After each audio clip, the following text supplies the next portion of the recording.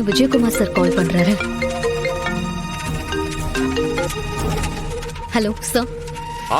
எடே, ஒரு எமர்ஜென்சி, ஒரு பெரிய ட்ரக் டிரான்சாக்ஷன் நடக்க போறதா இன்ஃபர்மேஷன் வந்திருக்கு. எப்படி சார்? இடையில கொஞ்ச நாள் இல்லாம இருந்தது, யார் இத பண்றது? அந்த டீடைல்ஸ் இன்னும் சரியா தெரியல. எலெக்ஷன் டைம்ங்கிறதுனால இவ்வளவு நாளா ஸ்டாப் பண்ணி வச்சிருந்தாங்க. இப்போ மறுபடியும் ஆரம்பிச்சிட்டாங்க. இந்த தடவை ஸ்டூடெண்ட்டை வச்சு கொண்டு போறதா இன்ஃபர்மேஷன் வந்திருக்கு. அதனால நீ இப்போ உடனே காலேஜ் ரோடு கிளம்பி போய் எப்படியாவது அவங்கள புடி. சார், நானா? ஏடி, என்ன இப்படி கேக்குற? நீ தானே இதை செய்யணும்.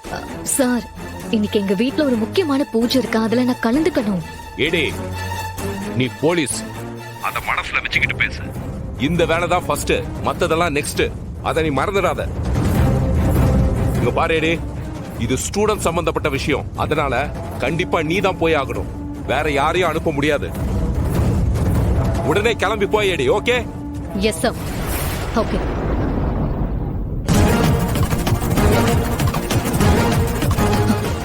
முக்கியமான நேரத்துல இப்படி மாட்டிக்கிட்டனே. இப்ப என்ன பண்றது? சிவாவையும் அனுப்ப முடியாது. பேசாம ரேஷ்மா கிட்ட ஹெல்ப் கேட்கலாம். வேற வழியே இல்ல.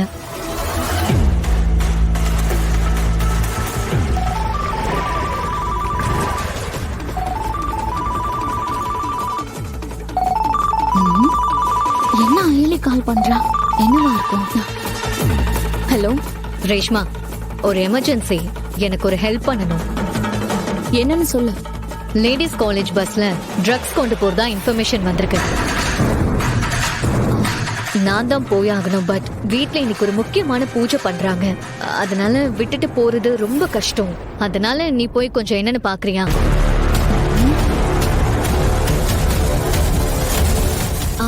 அயலி, நானும் வானகரம் வரைக்கும் ஒரு முக்கியமான வேலையா போயிட்டு இருக்கேன். நான் வர கண்டிப்பா லேட் ஆகும். வேணும்னா அதை முடிச்சிட்டு வந்து கூட பாக்குறேனே. லேட் ஆகுமா?